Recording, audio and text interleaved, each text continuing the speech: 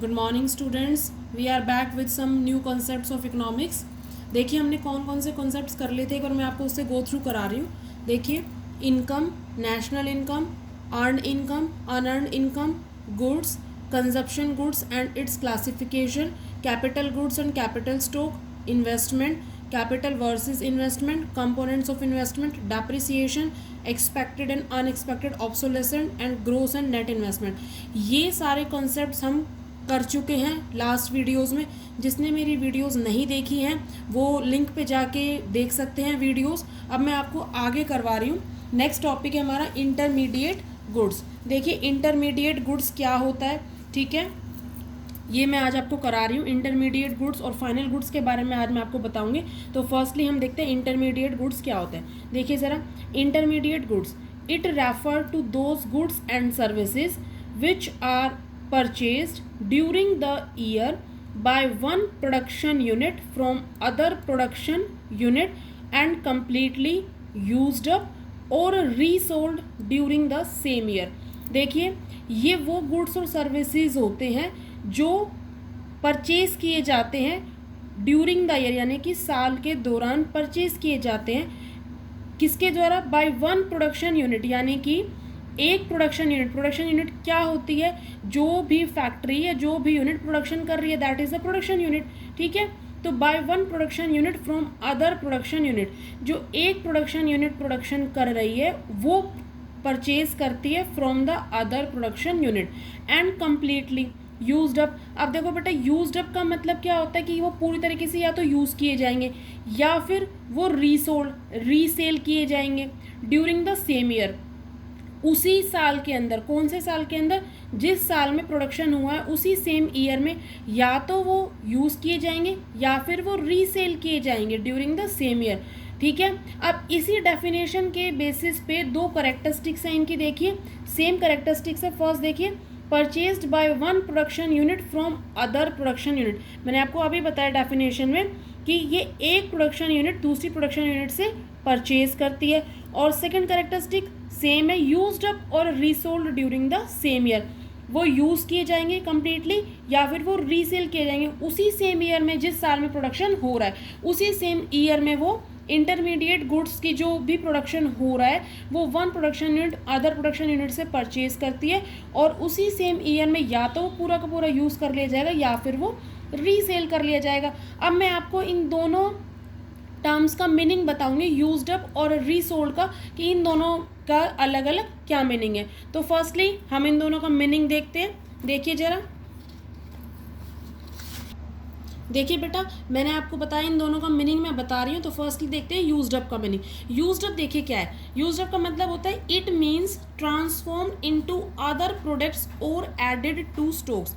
Transform का मतलब क्या होता है कि कोई भी चीज़ जो हम प्रोड्यूस कर रहे हैं, प्रोडक्शन कर रहे हैं, वो या तो वो अदर प्रोडक्ट्स में कन्वर्ट हो जाएगी या फिर वो स्टॉक में ऐड हो जाएगी, ठीक है। जो भी हमारा क्लोजिंग स्टॉक होगा, देखो एक तो क्लोजिंग स्टॉक होता है, एक ओपनिंग स्टॉक होता है। क्लोजिंग स्टॉक क्या होता है?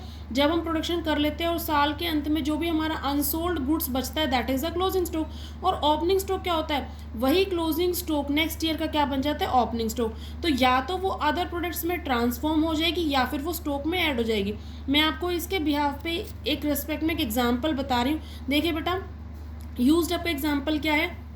सपोज हमारे पास एक प्रिंटर है, ठीक है। हम क्या कर रहे हैं, उस प्रिंटर के लिए पेपर परचेज कर रहे हैं। सपोज 2019-20 में during the financial year 2019-20 we have purchased paper ₹50,000। हमने क्या किया? 50,000 रुपये का पेपर परचेज किया, ठीक है। और जब हमने पेपर परचेज किया तो क्या हुआ बेटा? उसमें से केवल 40,000 का पेपर ही हमारा यूज़ हुआ, ठीक है। तो 50,000 का हमने पेपर परचेज किया, 40,000 का पेपर यूज़ हुआ, तो रिमेनिंग पेपर कितना बचेगा? 10,000 का पेपर बचेगा। अब बेटा ये जो 10,000 का पेपर बचा ना, इसका हम क्या करेंगे? और 40,000 का हमने क्या किया? अब ये जो पेपर हमने यूज़ किया है इसका क्या किया? हमने क्या किया? इसको बेटा बुक्स में ट्रांसफॉर्म कर दिया, यानी कि हमने उसकी बुक्स बना ली। जो भी पेपर हमने परचेज किया था 50,000 रुपीज़ का, उसमें से 40,000 की हमने क्या किया? बुक्स में ट्रांसफॉर्म कर दिया, यानी कि हमने उसकी बुक्स बना ली। और जो ₹10,000 का जो पेपर रिमेनिंग रह गया वो हमने क्या किया? साल के अंत में उसे क्लोजिंग स्टॉक में ऐड कर दिया। देखने मैंने डेफिनेशन में बेटा यही बताया it means transform into other products और एडेड टू स्टॉक। तो इसके अंदर मैंने ट्रांसफॉर्म कितना किया 40,000 का, और स्टॉक में कितना ऐड किया 10,000 का। तो ये दोनों जो चीज़ें हैं डेफिनेशन में, ये दोनों चीज़ें आपको एग्जाम्पल से क्लियर हो गई होंगी। ठीक है बेटा, और ये जो हमने 10,000 का क्लोजिंग स्टॉक में ऐड किया ना, ये क्या है बेटा, इन्वेस्टमेंट इन स्टॉक्स। इसको हम बोलेंगे स्टॉक्स में इन्वेस्टमेंट। इन्वेस्टमेंट इन स्टॉक्स बोलेंगे, ये हमारा कोई खर्चा नहीं है, ये हमारा क्या है, इन्वेस्टमेंट है, स्टॉक्स के अंदर इन्वेस्टमेंट है। तो हम ये कह सकते हैं कि जो हमारा 50,000 का जो पेपर हमने परचेज किया था पूरा का पूरा कंज्यूम हो गया। कितना, कैसे कंज्यूम हुआ, 40,000 तो हमने बुक्स में ट्रांसफॉर्म किया और 10,000 क्लोजिंग स्टॉक में ऐड किया। तो बेटा हमारी जो 50,000 पूरी जो complete cost I, that is the intermediate cost of printer. ये हमारी पूरी की पूरी कॉस्ट आई है प्रिंटर की। I hope this example is clear to you.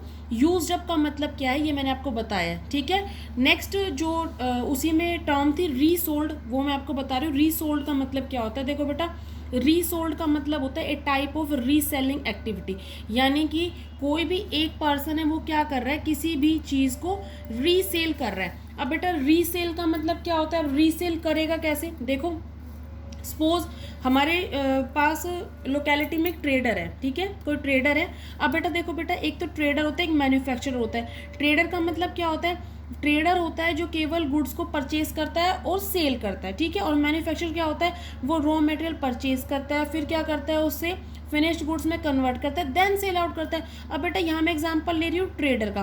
तो देखो ट्रेडर का काम क्या है, वो परचेज करेगा चीज़ों को और सेल करेगा, लेकिन वो उसके मोड में कोई ऑल्ट्रेशन नहीं करता। बेटा ऑल्ट्रेशन करना किसका काम होता है, मैन्युफैक्चरर का काम होता है। ट्रेडर क्या करता है, सेम चीज़ें उसने परचेज की अदर ट्रेडर से और वो सेम चीज़ें सेल कर रहा है कंज्यूमर को। तो trader buy and sell goods without any alteration.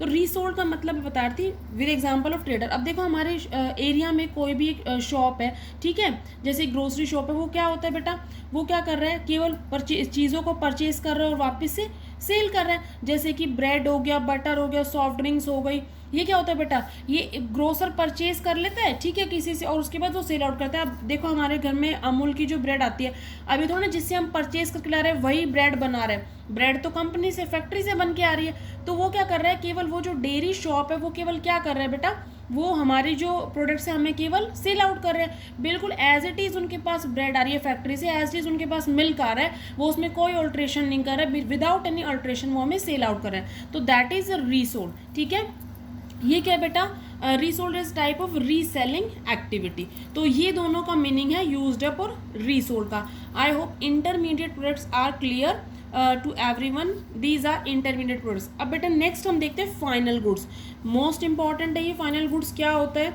ठीक है, देखो बेटा फाइनल गुड्स क्या है, बहुत बता रही हूँ, अगर फिर भी कोई डाउट हो तो आप कमेंट सेक्शन में मेंशन कर सकते हैं। ठीक है, फाइनल गुड्स देखिए बेटा, गुड्स एंड सर्विसेज परचेज्ड और ऑन प्रोड्यूस्ड। दो बातें हैं बेटा, या तो गुड्स एंड सर्विसेज को परचेज किया जाएगा, ठीक है, परचेज का मतलब हम कहीं से परचेज कर रहे हैं, या फिर ऑन प्रोड्यूस्ड। ऑन प्रोड्यूस का मतलब हम खुद का प्रोडक्शन कर रहे हैं for the purpose of consumption. अब बेटा देखो, अगर हम या तो सामान परचेज कर रहे हैं या फिर हम प्रोडक्शन कर रहे हैं, तो दोनों ही चीज़ों के पीछे कहीं ना कहीं कोई ना कोई पर्पज होता है। तो हमारा पर्पज क्या है, first purpose is the consumption and the other purpose in investment. दो पर्पज है, ठीक है, for the purpose of consumption as well as investment. ये क्या है, आर फाइनल गुड्स और प्रोडक्ट्स। दोबारा बता रही हूँ, फाइनल गुड्स क्या होते हैं, गुड्स एंड सर्विसेज परचेज्ड और on produced for the purpose of consumption and investment are final goods और प्रोडक्ट्स। ठीक है, अब बेटा यहाँ पे कंजप्शन का क्या मीनिंग है, ठीक है, कंजप्शन और इन्वेस्टमेंट का क्या मीनिंग है, अलग अलग बता रही हूँ। देखिए कंजप्शन का क्या मीनिंग है, कंजप्शन का मतलब क्या होता है कि कोई भी चीज़ खुद कंज्यूम करना, दैट इज कंजप्शन। तो कंजप्शन देखिए बेटा, purchase for satisfaction of human wants, we are all human, ठीक है, हमारे सेटिस्फैक्शन के लिए जो भी चीज़ें हम परचेज करते हैं और खुद कंज्यूम कर रहे थे, दैट इज कंजप्शन। अब बेटा कंजप्शन हमारा ड्यूरेबल गुड्स का भी हो सकता है और नॉन ड्यूरेबल गुड्स का भी हो सकता है। ड्यूरेबल गुड्स क्या होते हैं, जो लंबे समय तक चलते हैं, जैसे कि बेड हो गया, फर्नीचर कोई आइटम हो गया, एसी हो गया, ये सारे होते हैं ड्यूरेबल प्रोडक्ट्स। नॉन ड्यूरेबल बेटा जैसे कि क्लोथ्स हो गए हैं, ठीक है, यूटेंसिल्स हो गए हैं, भाई कपड़े हैं 1 साल तक चलेंगे उसके बाद फट जाते हैं, ठीक है। नॉन ड्यूरेबल बेटा पेरिशेबल भी आ सकता है, जो जल्दी खराब हो जाते हैं पेरिशेबल प्रोडक्ट, जैसे कि ब्रेड हो गया, मिल्क हो गया, बटर हो गया, फ्रूट्स हो गया, वेजिटेबल्स हो गया, सारे पेरिशेबल प्रोडक्ट्स होते हैं, ठीक है। तो कंजप्शन हम किसका करते हैं और क्यों करते हैं? ड्यूरेबल एंड नॉन ड्यूरेबल दोनों ही गुड्स का कंजप्शन करते हैं, और ये हम क्या करते हैं, किस लिए परचेज करते हैं? For the satisfaction of human wants, अपनी ज़रूरतों को, अपनी इच्छाओं को पूरा करने के लिए हम इसका कंज्यूम करते हैं। उसके बाद देखिए बेटा इन्वेस्टमेंट क्या होता है? इन्वेस्टमेंट और एक्सपेंडिचर दोनों में डिफरेंस होता है बेटा। इन्वेस्टमेंट तो क्या होता है, देखिए purchase of durable producer goods and net addition to stock. हम क्या कर रहे हैं? ड्यूरेबल प्रोड्यूसर गुड्स परचेज कर रहे हैं और स्टॉक में एडिशन कर रहे हैं। अब प्रोड्यूसर गुड्स क्या होते हैं? प्रोड्यूसर गुड्स वो होते हैं बेटा जो प्रोडक्शन में हेल्प करते हैं, ठीक है, जैसे कि मशीन हो गई, कैपिटल प्रोडक्ट्स हो गए, वो सारे प्रोड्यूसर गुड्स होते हैं। तो हम क्या करते हैं? उनका परचेज करते हैं और उसके बाद जो स्टॉक्स होता है उसमें क्या करते हैं? हम उसमें ऐड ऑन कर देते हैं। तो बेटा वो इन्वेस्टमेंट होती है, ठीक है। और इन्वेस्टमेंट होती है, इससे हमें कुछ ना कुछ इनकम जनरेट होती है, बट एक्सपेंडिचर होता है उससे वो केवल हमारा खर्चा होता है, उससे हमें कोई भी इनकम जनरेट नहीं होती है, ठीक है। तो ये कंजप्शन और इन्वेस्टमेंट। बट बेटा ये जो भी फाइनल गुड्स है, ये मैंने यहाँ पे लिखा हुआ है, these are not for resale. जबकि इंटरमीडिएट प्रोडक्ट्स में मैंने आपको क्या बताया था? 2 बातें बताई थी, तो यूज्ड अप और एक रीसोल्ड, ठीक है। तो उसमें या तो वो कम्प्लीटली यूज्ड अप हो जाएगा या फिर उसे हम रीसेल करेंगे। But final products are not for resale, these are for own purpose और ऑन कंजप्शन, ठीक है बच्चे। तो ये होते हैं final goods. Final goods, goods and services purchase और on produced for the purpose of consumption and investment are final goods और प्रोडक्ट्स।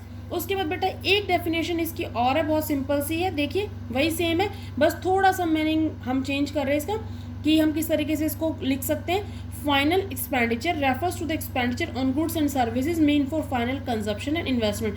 बेटा फाइनल कंजप्शन क्या होता है? जब हम किसी से सामान परचेज करके लाते हैं, कोई भी गुड्स परचेज करके लाते हैं और हम उसे फाइनली खुद कंज्यूम कर लेते हैं, that is a final consumption. तो बेटा ये 2 चीज़ें थी आज के टॉपिक में, कि फाइनल गुड्स क्या है, इंटरमीडिएट गुड्स क्या है। जो इंटरमीडिएट गुड्स में 2 टर्म आई हैं, यूज्ड अप और रीसोल्ड, उसको मैंने आपको विद एग्जांपल बताया है, ठीक है। फाइनल गुड्स क्या है उसको मैंने जो भी डेफिनेशन में आपको मेरे को मीनिंग क्लियर करवाया। I hope these intermediate goods and final goods are clear, ठीक है। तो बाकी कॉन्सेप्ट्स हम करते हैं नेक्स्ट वीडियो में, तब तक आप ये वीडियो देखें, और अगर कोई भी डाउट हो तो कमेंट सेक्शन में मेंशन करिए। Thank you so much.